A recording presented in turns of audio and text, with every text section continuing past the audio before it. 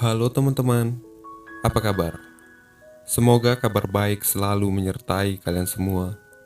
Kembali saya akan menceritakan cerita fiksi hasil karangan saya. Silakan simetriskan tubuh pada tempat santai Anda. Selamat mendengarkan.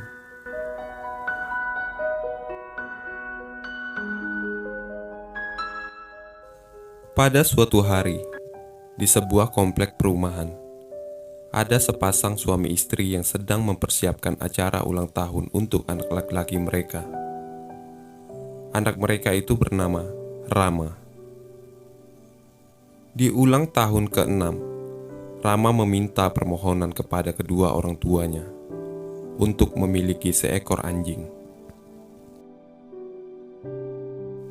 Pada keesokan harinya, di mana pesta ulang tahun Rama sudah selesai, Rama bangun dari tidurnya. Rama terbangun dari tidurnya karena ia mendengar suara lengkingan kecil dari seekor anak anjing. Seolah Rama langsung berlari menuju taman. Rama pun mendapati ayahnya yang sedang bermain dengan seekor anak anjing nan lucu. Ayah Rama pun memberikan anak anjing itu pada Rama. Rama pun menamai anjing itu Theo. Pada suatu hari, tepatnya 3 bulan setelah ulang tahun Rama, atau 3 bulan keberadaan Theo di rumah itu, keakraban Rama dan Theo si anjing kecil itu pun semakin erat. Rama dan Theo selalu bermain bersama, melalui hari demi hari. Dan pada suatu kejadian, Rama memanjat pohon mangga di tamannya untuk memetik buah mangga miliknya. Theo memperhatikan Rama yang sedang memanjat lalu meraih-raih buah mangganya. Seketika Rama terpleset. Tangan kanan Rama meraih batang mangga, namun tubuhnya menggantung. Theo pun menggonggong, seolah mencari bantuan. Rama pun terjatuh. Rama pun mendapat goresan luka pada lutut kakinya. Ayah Rama pun mengobati Rama. Theo duduk di depan Rama sembari memperhatikan Rama. Theo menatap Rama seakan bersedih, seolah dia menunjukkan bahwa dia juga makhluk yang memiliki perasaan. Waktu terus berlalu. Sudah hampir 1 tahun Theo di rumah itu. Kini Theo sudah terlihat semakin tumbuh dan mulai dewasa. Pada suatu ketika ayah Rama pulang bekerja. Ayah Rama bercerita dengan istrinya, rencana mereka untuk pindah ke tempat yang jauh di seberang pulau sana. Berbeda provinsi dari provinsi yang kini mereka tinggali. Rama yang tengah bermain bersama Theo pun mendengar percakapan orang tuanya. Rama pun bertanya pada ayahnya, "Lalu bagaimana dengan Theo ya?" kata Rama sembari mengelus kepala Theo anjing kesayangannya. Ayah Rama pun menghampiri Rama dan berkata, "Kita tidak bisa membawa Theo, nak, karena kita akan pergi ke tempat yang jauh," kata ayah Rama sembari mengelus kepala anak kesayangannya. Rama pun menangis terseduh-seduh mendengar apa perkataan ayahnya, sembari menatap Theo. Ayah Rama pun menghibur anaknya yang bersedih dengan mengatakan, "Ulang tahun ke-7-mu sebentar lagi, nak. Ayah berjanji, ayah akan memberi kado yang lebih baik daripada Theo." Theo si anjing yang tidak mengerti percakapan manusia pun hanya bisa menggoyang-goyangkan ekornya. Dia tidak menyadari bahwa dia hanyalah kado yang tidak berbungkus, dan suatu saat bisa tergantikan oleh kado lainnya.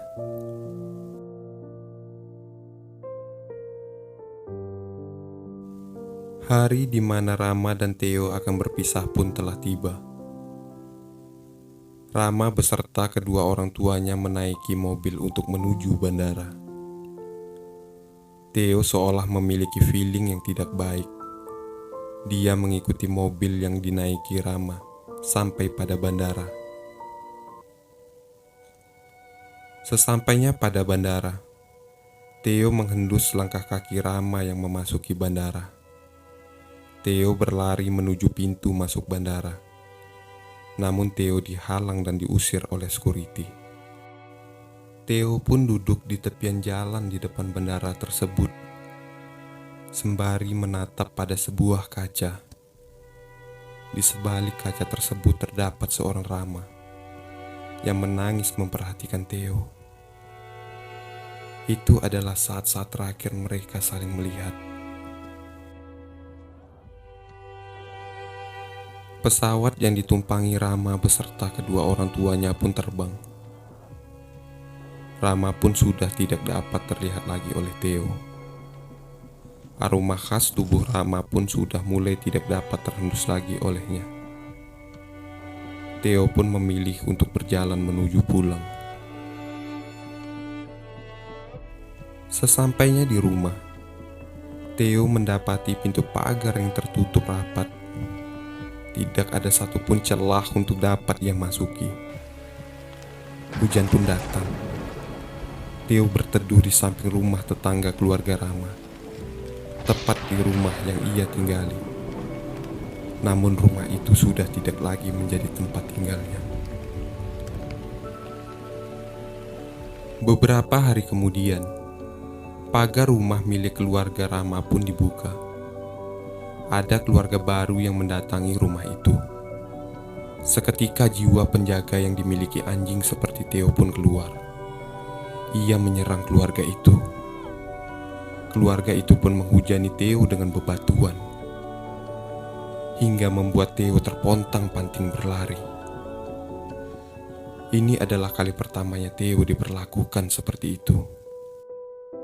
Ternyata keluarga itu adalah penghuni baru rumah itu. Mereka telah membeli rumah itu dengan orang tua Rama, dan terlihat mereka tidak menyukai keberadaan Theo di sana. Hari demi hari berganti. Theo masih setia menunggu kepulangan Rama di luar pagar rumahnya dulu, sambil sesekali memperhatikan kandang tempat ia beristirahat dulu, di balik jeruji pagar. Namun kini Theo sudah tidak menyerang lagi keluarga itu.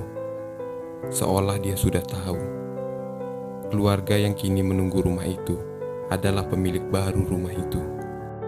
Akan tetapi Theo merasa dia masih memiliki hak untuk menjaga rumah itu.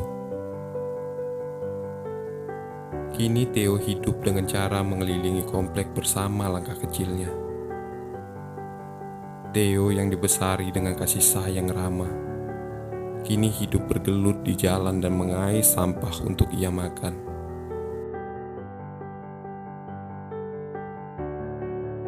Pada suatu hari, saat ketika Theo mengintip-intip rumah yang dulu ia tinggali dari sebalik pagar jeruji, Theo melihat anak dari pemilik rumah itu tengah memanjat pohon mangga. Seketika Theo menggonggong, karena Theo mengingat apa yang dulu telah terjadi pada Rama. Theo menggonggong seolah memperingati anak itu dalam bahaya. Namun lain pemikiran di dalam kepala manusia. Orang tua anak itu melempar kepala Theo dari sebalik pagar jeruji dengan batu bata. Kali ini lemparan itu mengenai tepat pada kepala Theo, hingga mengeluarkan dentuman yang kuat. Theo berlari bersama ceceran darah di kepalanya.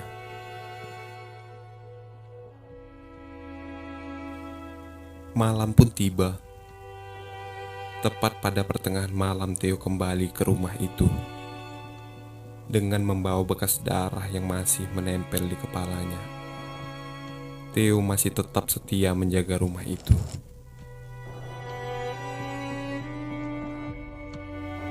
Theo memperhatikan dua orang yang mencurigakan, berdiri seolah mengintai rumah itu. Kedua orang itu adalah pencuri yang tengah mengawasi rumah yang dulu ditinggali Theo. Seketika Theo mengejar dua orang itu. Lalu dua orang itu memukuli Theo dengan sebatang kayu, hingga mematahkan kaki depan sebelah kanan Theo. Kedua orang itu pun pergi. Theo tetap menggonggong dan melulung. Suara keras milik Theo menggema di komplek perumahan itu dan mengganggu orang-orang pada komplek itu, terutama pemilik rumah yang dulu Theo tinggali.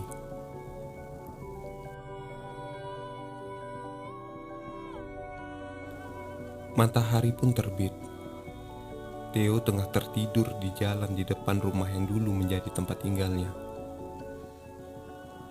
Penghuni rumah itu pun membuka pagar rumah itu, sembari membawa nasi dengan campuran daging bakar.